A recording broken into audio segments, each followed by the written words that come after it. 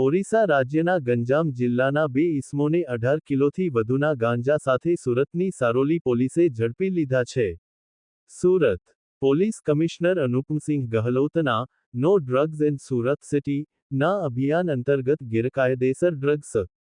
ગાંજા અને ચરસની હેરાફેરી કરતા ઇસમોને પકડી પાડવા અંગેની સૂચના અંતર્ગત ઝોન 1 સુરત શહેર નાઓના માર્ગદર્શન હેઠળ એસીપી પી.કે. પટેલ તથા police inspector SR. Vekariya Saroli police સ્ટેશનને તેમના અંગત અને વિશ્વાસુ બાતમીદાર મારફતે સંયુક્ત બાતમી હકીકત મળેલ કે 11 એપ્રિલ 2025ના રોજ સાંજના આશરે 4:30 વાગ્યાની આસપાસ વિકાસ પરિડા અને ચંદ્રમણી પ્રધાન નામના બે ઇસમો પોતાની પાસેના મીણાયાની પ્લાસ્ટિકના કોથળામાં ગેરકાયદેસર માદક પદાર્થ ગાંજાનો જથ્થો લઈ કડોદરા ચોકડીથી નિયોલ ચેકપોસ્ટ તરફ આવનાર છે, જેમાં વિકાસ પરિડાનાએ શરીરે ગ્રે કલરની ચોકડીવાળો શર્ટ તથા બ્લેક કલરનું પેન્ટ તથા ચંદ્રમણી પ્રધાને મરૂન કલરનો શર્ટ તથા બ્લુ કલરનું જીન્સ પેન્ટ છે. જે બાતમી હકીકત આધારે સારોલી નિયોલ ચેકપોસ્ટથી પૂર્વે